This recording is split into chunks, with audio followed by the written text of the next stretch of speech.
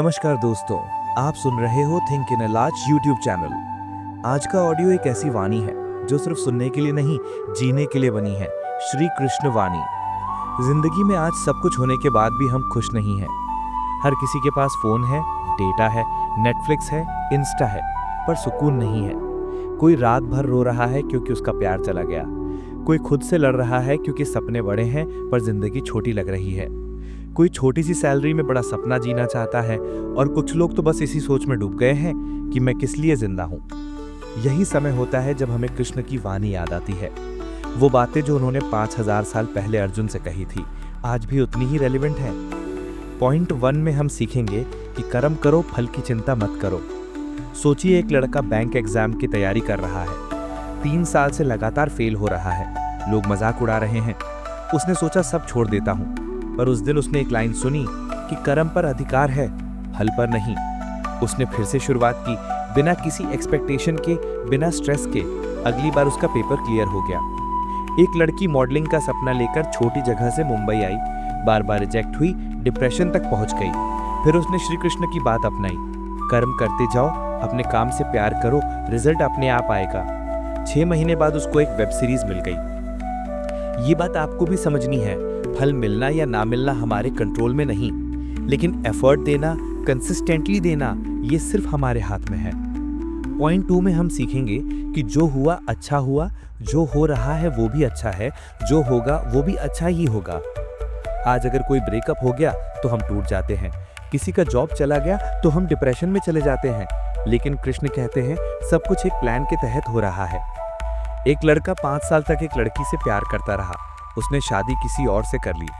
लड़का रो रो के पागल हो गया, पर कुछ महीने बाद उसकी लाइफ में एक ऐसी लड़की आई जो उसकी हर बात समझती थी, सपोर्ट करती थी। वो कहने लगा, अगर पहले वाली मिल जाती तो मैं खुद को खो देता। एक लड़की का कनाडा का वीजा बार बार रिजेक्ट हो रहा था।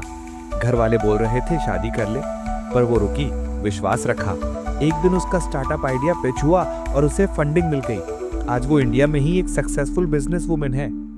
इसलिए कृष्ण कहते हैं जिंदगी में हर घटना का एक कारण होता है, और वो कारण आपको बदलने के लिए होता है, तोड़ने के लिए नहीं। पॉइंट 3 में हम सीखेंगे मन ही इंसान का सबसे बड़ा दुश्मन है और सबसे बड़ा मित्र भी। आज के जमाने में एंजाइटी, डिप्रेशन, ओवरथिंकिंग एक नॉर्मल बात हो गई है, लेकिन कृष्ण कहते हैं अगर तुम्हारा मन तुम्हारे कंट्रोल में है तो तुम सबसे पावरफुल हो। एक लड़का हर बार फेलियर के बाद अपने आप को ब्लेम करता था, मैं यूजलेस हूं, मेरे से कुछ नहीं होगा। फिर उसने एक छोटी सी प्रैक्टिस शुरू की, रोज सुबह 10 मिनट शांत बैठना और पॉजिटिव बातें सोचना। 6 महीने बाद उसने खुद को पहचान लिया। आज वो मेडिटेशन कोच है। एक लड़की को सब कुछ मिल गया, अच्छी नौकरी, प्यारा पार्टनर, फिर भी मन बेचैन रहता था। उसने सेल्फ टॉक और ग्रेटिट्यूड जर्नलिंग स्टार्ट की और धीरे धीरे मन शांत होने लगा। कृष्ण कहते हैं जो अपने मन को जीत लेता है वो दुनिया जीत सकता है। पॉइंट 4 में हम सीखेंगे अटैचमेंट दुखदाई है। हमारी सबसे बड़ी प्रॉब्लम है हम लोगों से, चीजों से, रिजल्ट से ज्यादा जुड़ जाते हैं, और जब वो छूट जाता है तो हम टूट जाते हैं। एक स्टूडेंट ने कॉलेज का एडमिशन नहीं मिला जिसमें सपना था। वो इतना अटैच था उसे एक ब्रांड से कि उसने दूसरी अपॉर्चुनिटी देखी ही नहीं। रिजल्ट, वो डिप्रेशन में चला गया। एक औरत अपने बेटा से इतनी अटैच थी कि जब बेटा बाहर सेटल हो गया तो वो इमोशनल ट्रॉमा में चली गई। कृष्ण कहते हैं प्रेम करो पर मोह मत रखो।